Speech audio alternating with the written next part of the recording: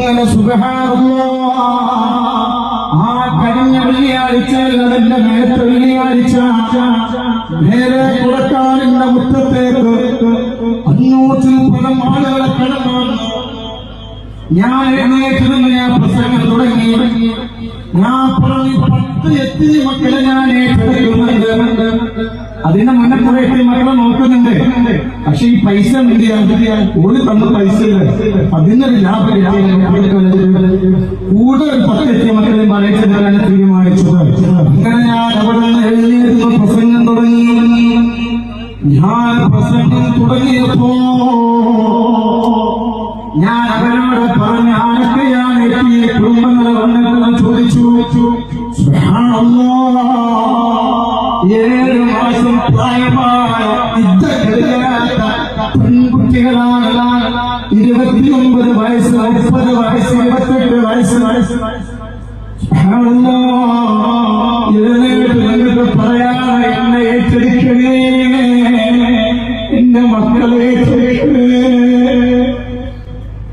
ഒരു പെണ്ണോട് വന്നിട്ട് പറയാ, നിങ്ങളിപ്പോ 14 മക്കളെ കൊണ്ടുവന്നിട്ട് എന്നോട് പറയാ എന്നെയും എന്റെ മക്കളെയും ഏറ്റെടുക്കണം. ഭക്ഷണം കഴിക്കാൻ ഒരു ഗതിയുമില്ല. എന്റെ ഇദ്ദയുടെ സമയം കഴിഞ്ഞിട്ടില്ല. എന്റെ ഇദ്ദന്റെ സമയം നമ്മൾ അങ്ങനെ പുറത്തിറങ്ങാൻ പാടില്ല. ഇല്ല തങ്ങളെ എന്താ ചെയ്യാ, എന്തെങ്കിലും കിട്ടിയാൽ എന്റെ മക്കൾക്ക് കൊടുക്കാലോ എന്ന് വിചാരിച്ചിട്ടാണ് ഇത്ത കഴിയാതെ ഞാൻ നോക്കുന്നത്. അങ്ങനത്തെ അവസ്ഥ നമുക്ക് തരാതിരിക്കട്ടെ.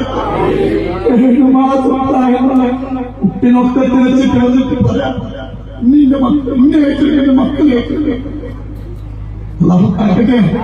ഞാൻ എന്ത് കാട്ടിയാലും ഞാൻ ഓരോരുത്തരെ വിളിച്ചു. ഞാൻ ചോദിച്ചു, എന്റെ ഭർത്താവ് എങ്ങനെ വെച്ചത്? ഒരു പെണ്ണ് പറയാൻ എന്താ വലിയ സാധനങ്ങൾ വേണ്ട, ഇന്ന് അരി സാധനമായപ്പോയി കുട്ടികൾക്ക് മുട്ടായി വായപ്പോൾ പങ്കിട്ട് പോയതാ. വാപ്പിന്റെ മേലിന് വീട് വെച്ചു. വേറൊരു സമാധാനത്തിൽ നിന്റെ മക്കൾ എങ്ങനെ അവരെ കൂട്ടുകാർ തനിക്കുന്നു. വേറെ ആളോട് ചോദിച്ചു, എങ്ങനെ ബൈക്ക് ആക്സിഡന്റിൽ മരിച്ചു. ഞമ്മളെ കേസ് നടത്തിയ പൈസ ലൈസൻസ് ഇല്ല. അങ്ങനെ ഞാൻ ഓരോരുത്തരും ഞാൻ എന്താക്കി ഓരോരുത്തരെ എഴുതിയെടുത്തു.